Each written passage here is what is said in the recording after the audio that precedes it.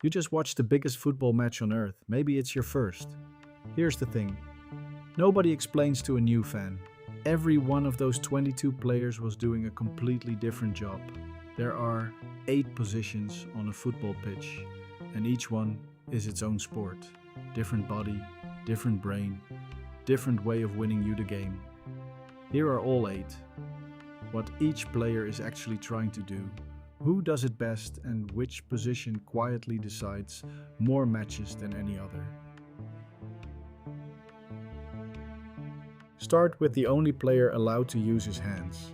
For most of football's history, that was the whole job. Stop the ball, stay on your line, let the other 10 play. That keeper doesn't exist anymore. The modern goalkeeper does 2 jobs, and the second one has changed his position more in 20 years than any other on this list. Job 1 is the obvious one, shot stopping. But here's what new fans get wrong. At the top level, shot stopping is not what separates keepers. Every elite goalkeeper saves what he is supposed to save. That's the entry fee, not the edge. Job 2 is where games are actually decided. If your team defends high up the pitch, somebody has to guard the space behind the defense. And the only player facing the right way is the keeper. So, he sweeps.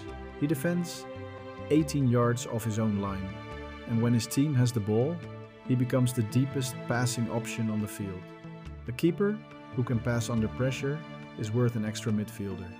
Manuel Neuer proved that in 2014.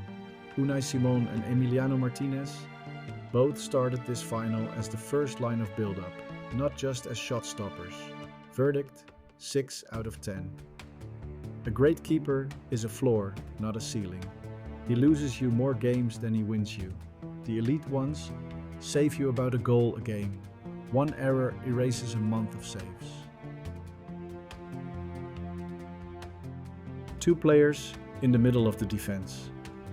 The job description sounds simple. Mark the striker, win the header, hold the line. The best defending you will ever see is the defending you don't notice. That's the first thing to understand. A tackle is a last resort. It means you were already beaten. The great center-backs barely tackle because they are already standing where the ball was going to go. Positioning over pace. Reading the game instead of reacting to it. The physical side hasn't gone anywhere. At set pieces, winning your duel is still non-negotiable. But the modern center-back has a third job that didn't used to exist. He starts the attack. A defender who can carry the ball forward and break the first line with a pass, diffuses a press before it happens. That's why ball-playing defenders now cost more than pure stoppers. Baresi and Maldini at Milan set the positioning template every academy still teaches.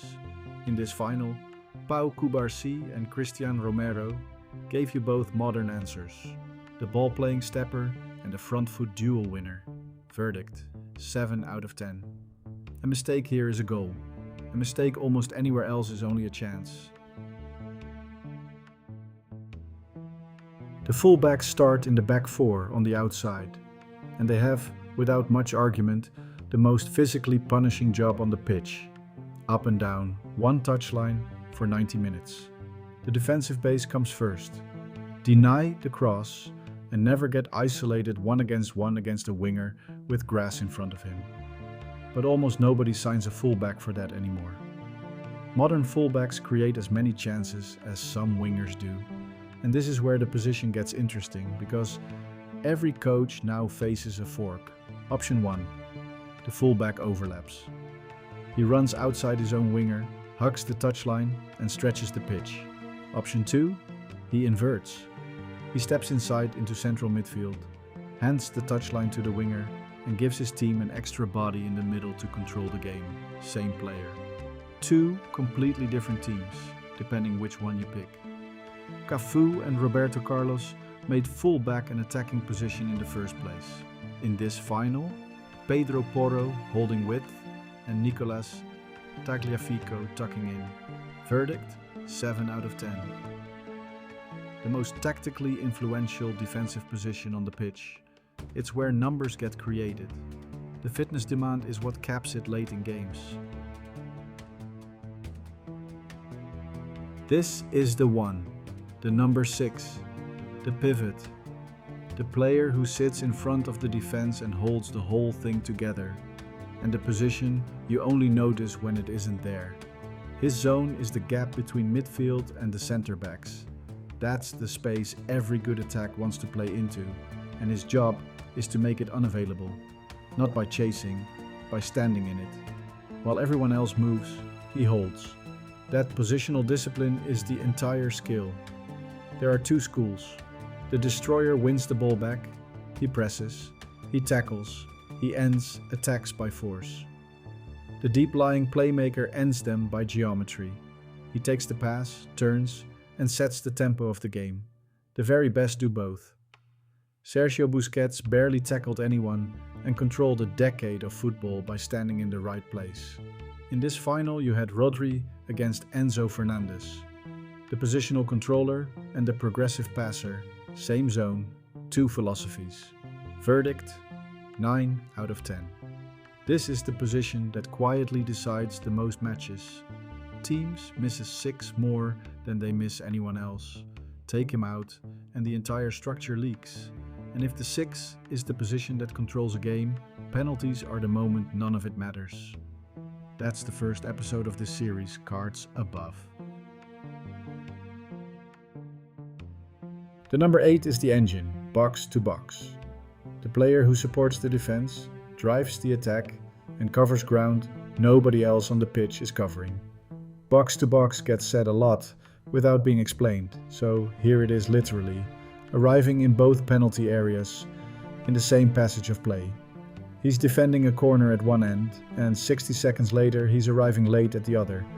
Nobody else does that. This is the hardest position in football to scout, and the reason is simple. The impact is cumulative, not a highlight. There's no single clip that shows you a great 8.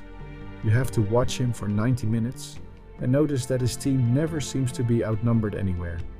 The one thing that does show up, the late run into the box. Defenders track the striker and lose the midfielder arriving behind him. Gerrard and Lampard scored 20 a season doing exactly that, and teams now coach it deliberately. Verdict, 7 out of 10. He wins you games in volume rather than in moments, which is precisely why elite engines stay undervalued. The number 10 is the creator. He plays between the opponent's midfield and their defense, in the pocket.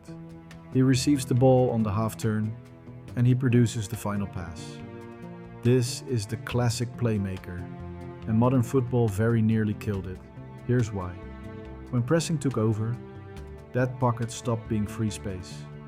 Teams wanted a player there who would work, chase and press, not a player who wanted a second on the ball. For about a decade, the pure 10 disappeared from the biggest teams entirely. It came back in disguise, sometimes as a wide creator who drifts inside into the same pocket, sometimes as an 8 given license to go and play there. Different shirt number, identical job. And the defining skill never changed. Receive under pressure, with a defender on your back, and still see the pass. Zidane's half-turn in traffic is the template. In this final, Dani Olmo played it as the nominal 10, and Lionel Messi played it from a forward position, drifting in. Which is the joke of this whole video. The same player who redefined the inverted winger, and then redefined the false 9, spent this final playing the 10. Verdict, 6 out of 10. Game-breaking when it's on, invisible against a compact block. A luxury the best teams can afford and average teams can't protect.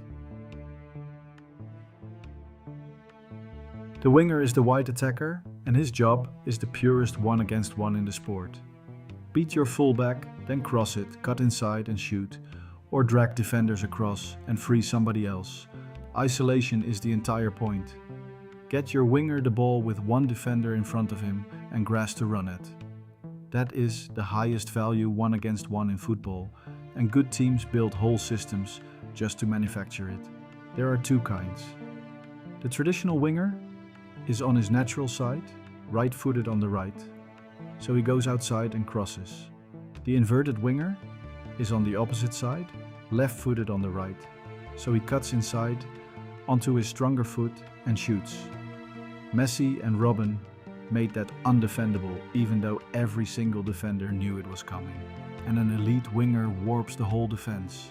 The fullback can't step up to help, so space opens somewhere else entirely.